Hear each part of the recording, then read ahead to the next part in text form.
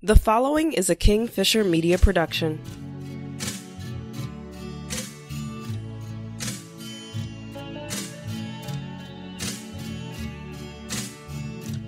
Hey guys, you're listening to the In the Blood podcast. I am your host, AC Bergen Fisher, and thank you so much for listening, whether you are a new or returning listener. I'd like to invite you to find a quiet place where you can consider what's being shared with an open mind and a receptive heart. Before we begin, though, the following disclaimer. I am not a therapist, and nothing presented here should be considered as therapy. If you feel that therapy would be beneficial, please seek out a licensed therapist who you trust.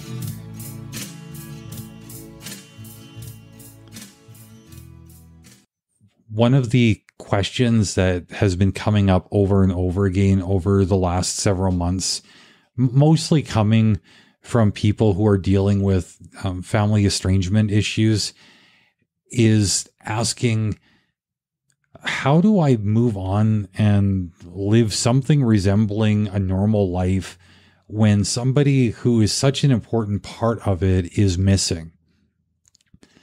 And this isn't an easy question to answer by any stretch of the imagination, especially when you are talking to an estranged mother who is crying over the loss of her adult children. Somebody who's inconsolable with grief and just doesn't know, like, okay, what does the next step look like? This isn't the natural order of things for a parent to lose a child, whether it be to death or to circumstance. And a lot of times it seems like the circumstance is just as painful, if not more painful for some of these people. And me not being a mother, I have a really difficult time speaking to a mother's heart. I mean, I can try to imagine where they're coming from. I can listen to what they're describing. But at the end of the day, I don't know what it's like to lose a physical piece of myself. Because, I mean, that's really what a kid is, right? A mother will gestate that growing life. It'll be nourished from her own flesh. It grows attached to her body. And man, even just thinking about how difficult it would be to give birth and lose that, literally having that other life inside of you connection. Like, hats off to any women who get through that. Like, the postpartum is minimal, because that seems like a pretty big thing from a guy's perspective.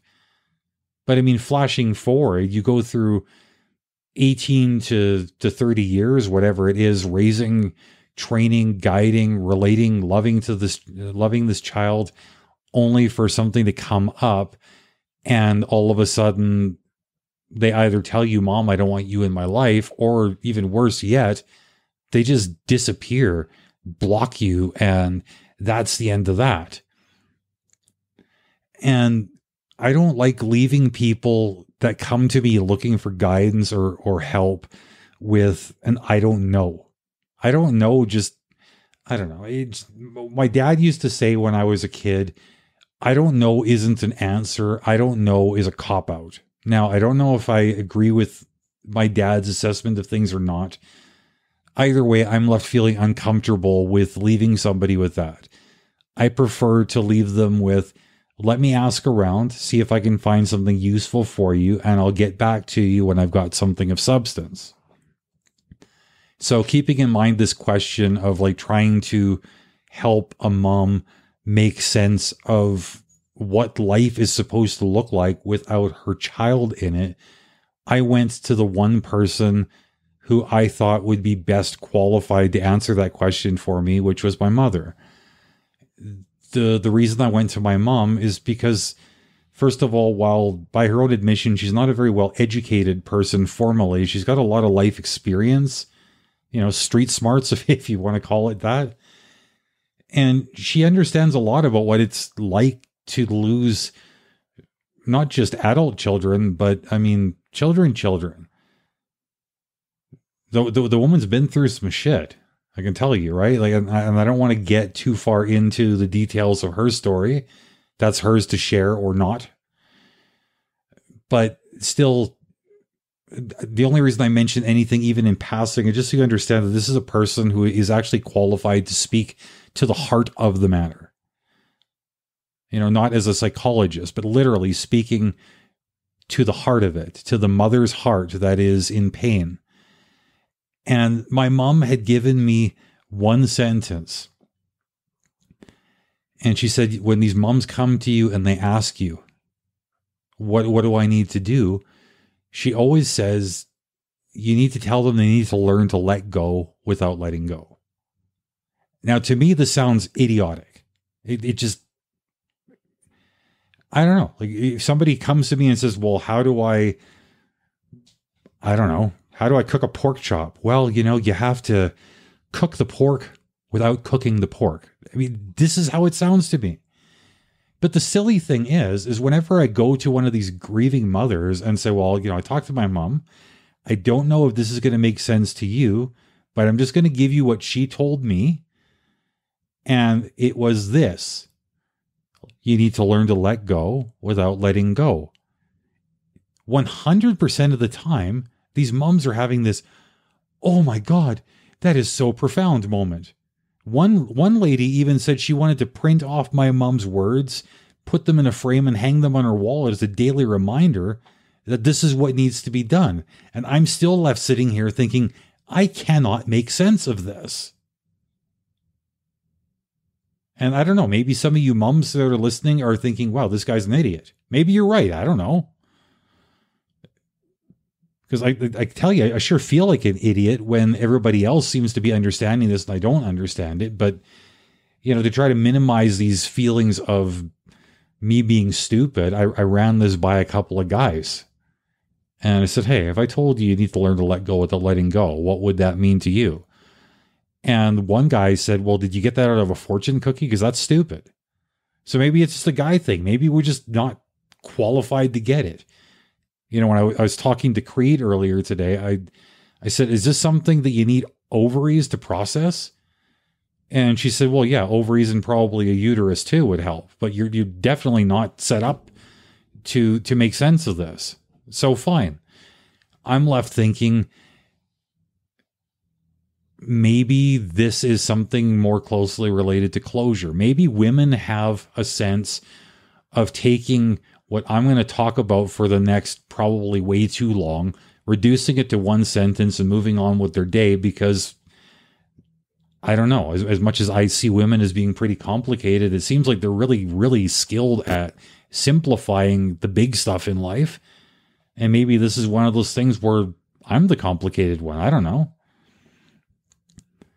But I started thinking, like this, it feels a lot like when there's a romantic breakup and then the person who's broken up with me just decides, you know what, I'm just going to go completely no contact, leaving me with no explanation. And I'm stuck there thinking, yeah, but I need answers. And that whole position of sitting there thinking, yeah, but I need answers, that, as I understand it, is the need for closure. Now, a need for closure isn't limited to romance. Of course, it could be applied to any kind of relationship. And if I sit there thinking, okay, well, what is closure in my own words? I think of closure as finding answers which allow me to move forward without having to struggle with the why questions. Why did they leave? Why won't they talk to me? Why don't they love me anymore? So if I'm trying to find these answers, like how do I go about getting this closure? Like, do I ask for it? I mean, I don't even know if asking for it is always on the table, but let's assume that the other party is willing to talk to me. What is a good way for me to go about asking for closure? And I'm thinking, okay, well, it comes down to some simple do's and don'ts. And again, I'm not a trained psychologist, not a licensed therapist. I'm just a person with some experience and some perspective. And if what I present is useful, cool. If it's not useful, well, feel free to send me an email to that effect. But I'm thinking, like, definitely do think about which clearly defined questions to ask. And the reason I put it that way is because it's really easy to convince somebody maybe to come and sit down with you at Starbucks and say, hey, I got some questions for you. And they're like, cool.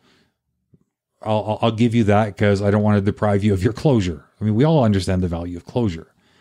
But if I take that conversation and I'm all over the place and this person doesn't even know what the hell I'm on about, what I'm asking, they're going to probably lose patience with the process pretty quickly, because keeping in mind, this is already a person who doesn't really want anything to do with me. They're doing me a solid by sitting down and allowing themselves to be interrogated. And if I haven't done my homework, I haven't prepared, okay, what questions do I want to ask and how do I want to ask them? That's just a recipe for disappointment and disaster. You know, which leads me to the next point, which is like, do definitely keep things as short as is productively possible. You don't need to ask 40 questions with follow-up clarifying questions. This is a case of like, look, where are you coming from? What's going on? Is there anything I could have done to change things? What do I need to do moving forward? You know, questions like that. Of course, you've got your own personality. You've got your own relationship. You probably already have a decent sense of what these questions should be. So I don't need to spoon feed them to you. You know, do definitely prepare for the possibility that the other person won't give you anything. And this is even if they've agreed to sit down with you. They may not like your questions. They may feel like they're being attacked. When people feel attacked, what do? They get on the defensive. A defensive person, in my experience, is not a communicative person, at least not in a friendly way. They may communicate that you're an asshole. They may communicate that they hate you. They may communicate at the highest possible volume, but they're not communicating in a way that I think anybody's really going to enjoy. So just be prepared. You know, the last of the do points is like, do absolutely 100% respect the fact that they are done with the relationship, at least for now.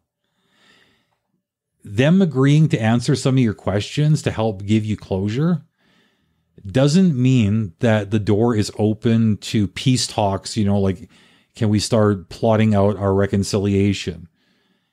I take this conversation as a great sign that there's still hope.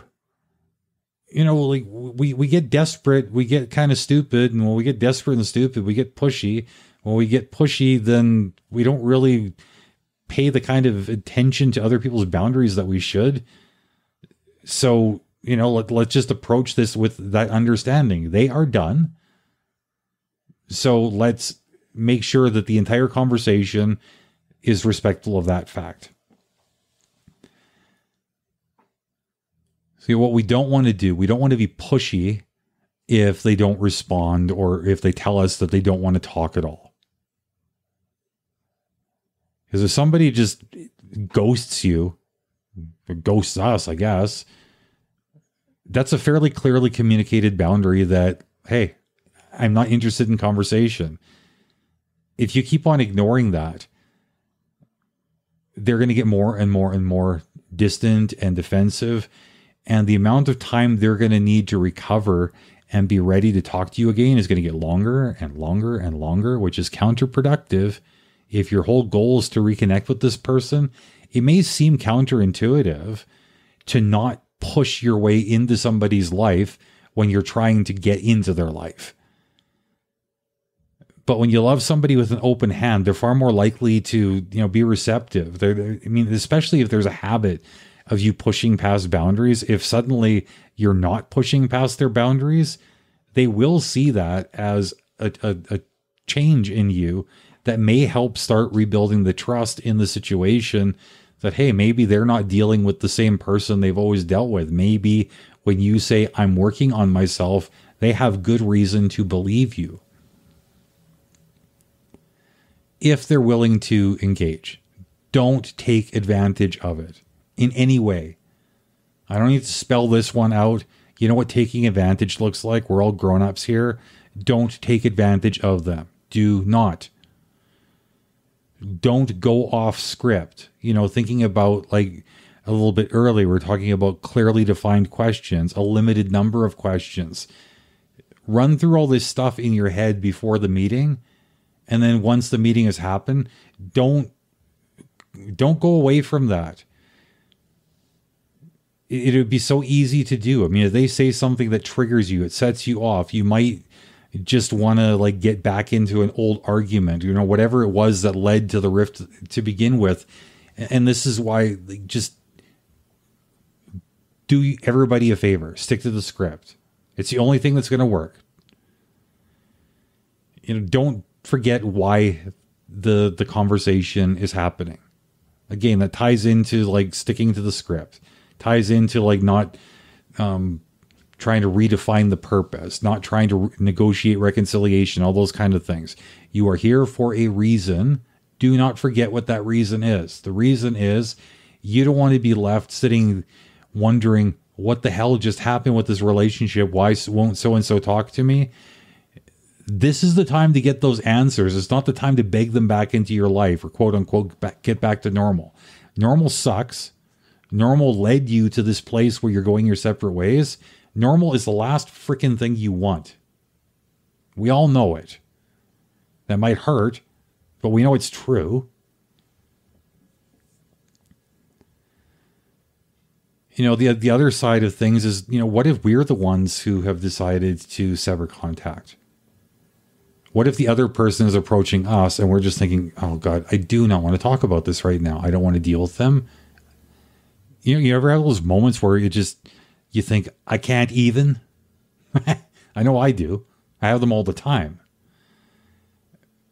But sometimes we need to push past our selfish needs just for a few moments to be considerate, not just of where the other person is coming from, but also where we're hoping things will go in the long term. Because, you know, like I've parted ways with somebody because I can't handle the way things are going. If I want any chance of things changing directions in the future, I'm going to have to give them a little bit of information about what it is that set me off in the present.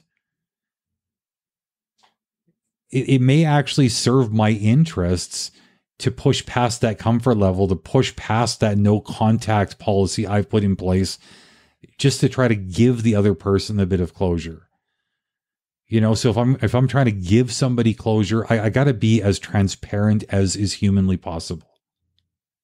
This is not the time to be hiding things, because, I mean, what do I got to lose? The relationship is basically on the rocks anyways.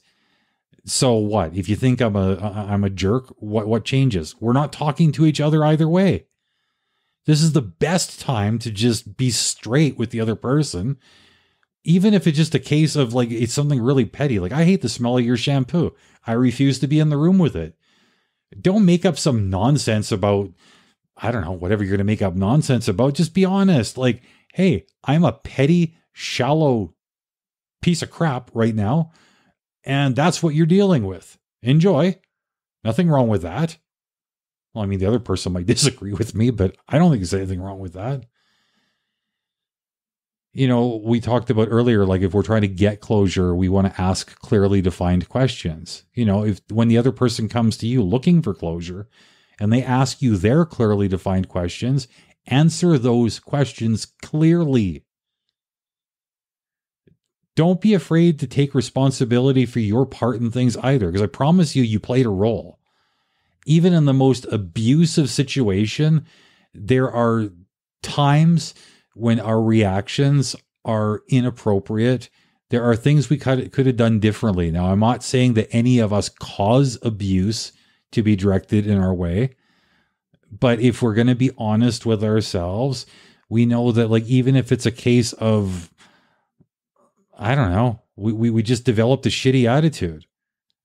Not necessarily just towards the abuser, but in general, it's like, look, like, I know I haven't been easy to be around.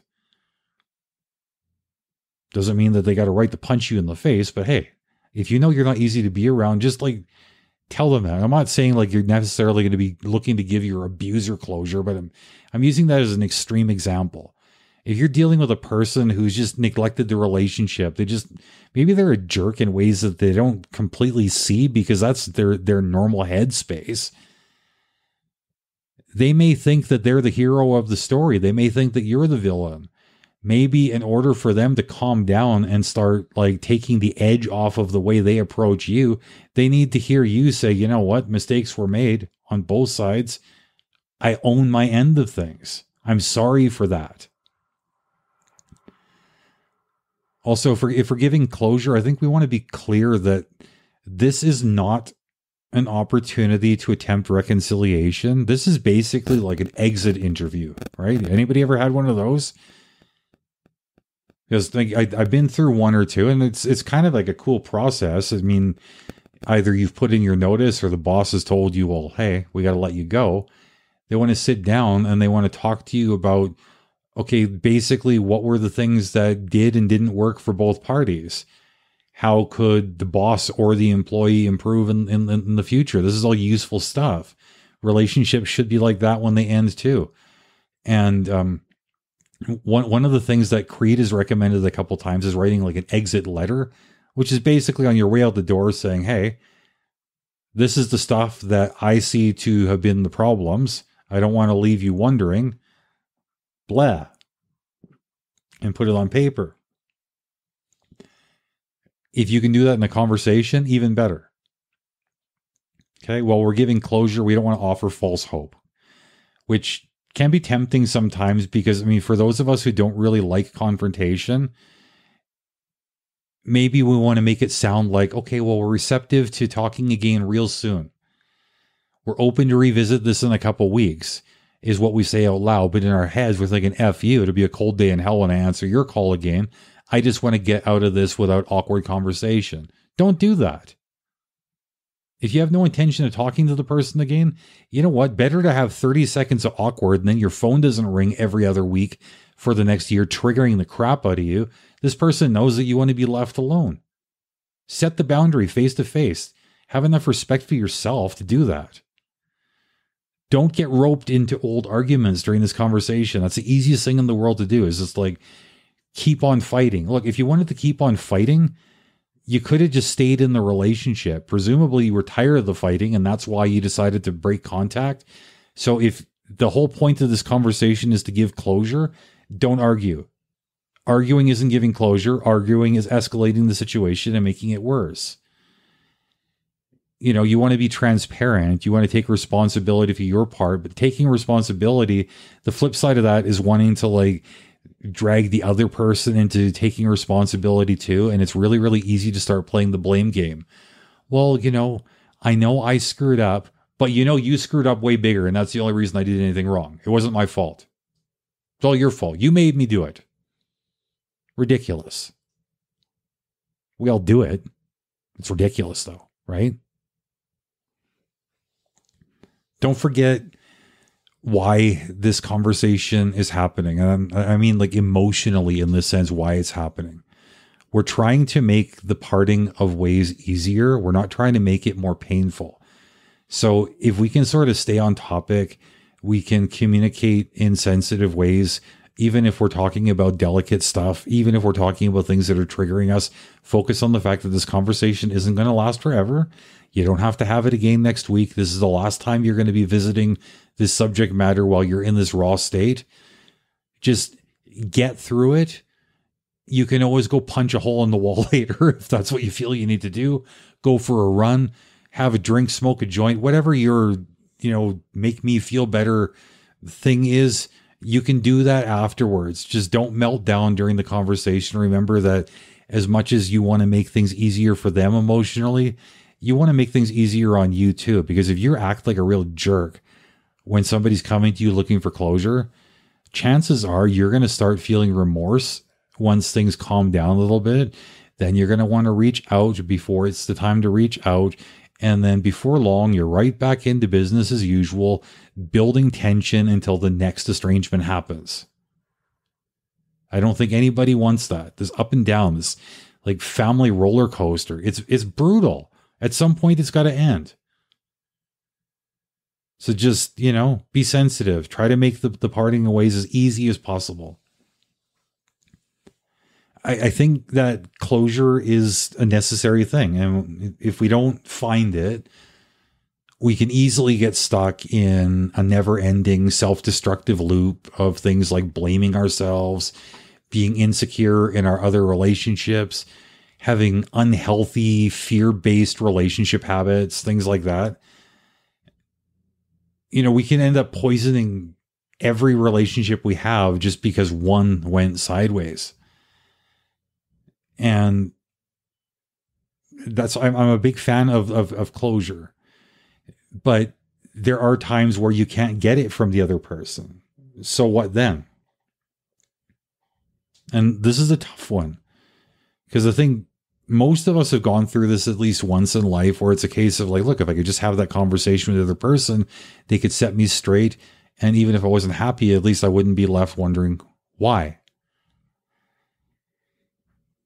But I think it pays to focus on the idea that even though ending the relationship might not have been your choice, you have to accept that you won't get what you want, and you have to respect their decision to go no contact.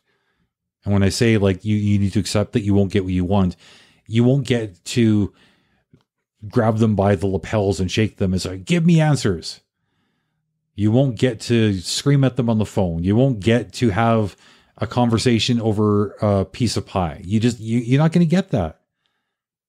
They have slammed the door in your face. They have blocked you. They are not willing to talk. And you have to figure out how to get comfortable with that.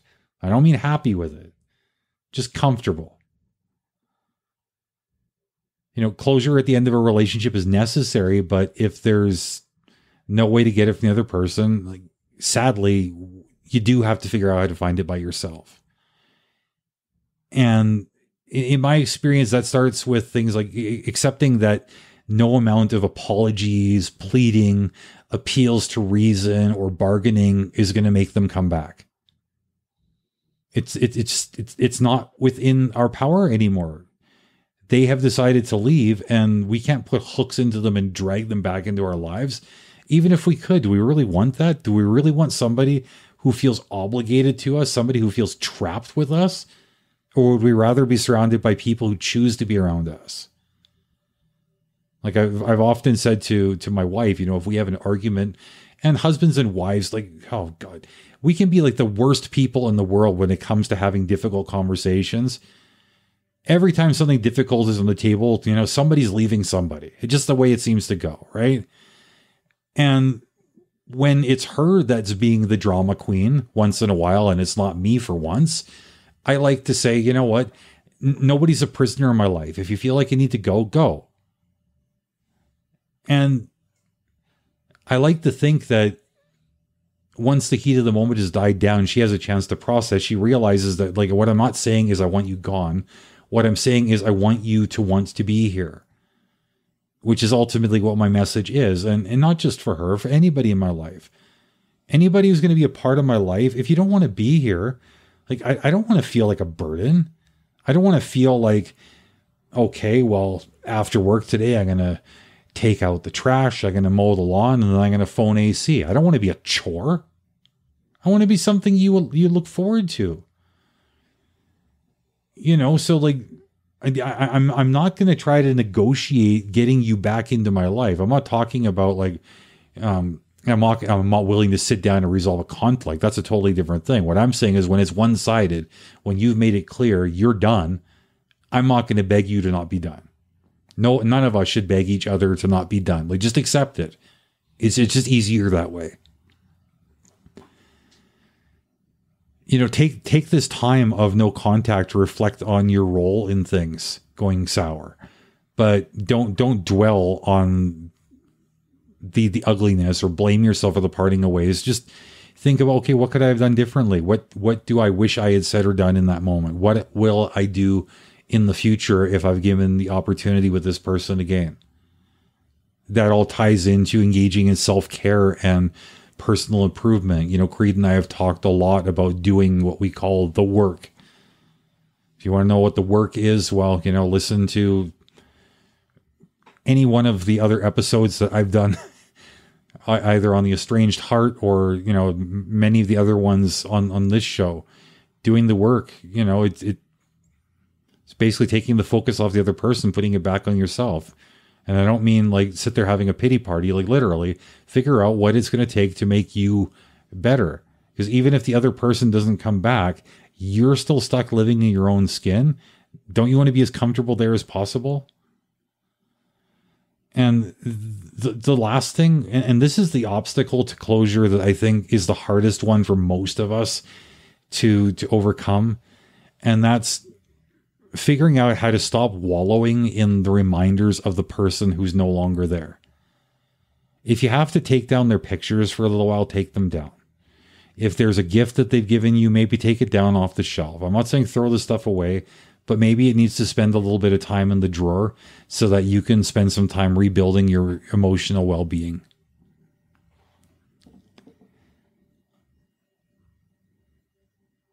Hey, like there's more I can say on this, but I don't want to spend a whole lot of time like unpacking in detail. I think maybe just I'll run through like a quick list of reasons why I think finding closure is important, and you can think about what these mean to you. It's important because it allows you to get answers so that you can understand why they decided to sever the relationship. It offers us the opportunity to learn from our mistakes so we can avoid making the same ones in the future. It allows us to accept that we are not in control of whether they communicate with us. It highlights the mistakes we made, allowing us to acknowledge that we actually played a part in things going sideways. We can start taking steps towards making amends. We can leave things on better terms than if we disregard their need for time and distance. That's a big one. Put a star beside that if you're taking notes. It gives us time to make sense of what actually happened from their perspective instead of keeping the focus on defending our take on things. When we gain an understanding of what went wrong, we can learn more about ourselves and start working on healthier us, right? That's all part of the work. Without closure, we might keep blindly hoping that things will fix themselves, the other person will quote unquote come to their senses, or that God will intervene. That blind hope is counterproductive. It's unhealthy. And getting closure can help us avoid poisoning our other relationships. So, I mean, if you're really not sure what to do right now, while I'm not a fan of writing letters, maybe you can try to find some closure by writing a letter or an email, if that's your only way in to the other party. Accept that this is the way the things are right now. Use this time. Don't waste it. Don't waste it on toxic nonsense. Use it to do the work. Use it to figure things out. Respect the no contact boundaries. Absolutely. Take the time to feel your feelings. This is important. You don't want to park there. You don't want to wallow. You don't want to be sad full time, but you definitely need to take the time to feel your feelings. And anybody who tells you to push them deep down inside, tell them to get bent. You need to feel your feelings. And the last thing, the most important thing, is find a good therapist. Okay, I'm not talking a Christian, or I don't want to single out Christians. I'm not talking about a religious counselor through your place of worship. I'm talking about an actual certified secular therapist or coach that'll help you navigate these difficult times. If you've got the opportunity for either of the to seek out either of those, find them. They will make your journey so much easier. If you don't have access to something like that, then check out an episode I did a little while ago called How to Deal Without Therapy. That'll walk you through the steps of how to navigate without having a therapist or a coach. Okay, so I think I've gone on long enough. Hopefully I've left you with some things that are useful and helpful. If you have any follow-up questions, or even if you'd like to schedule a one-on-one coaching session with me, you can email me at inthebloodpod@gmail.com. And until next time, my friends, much love.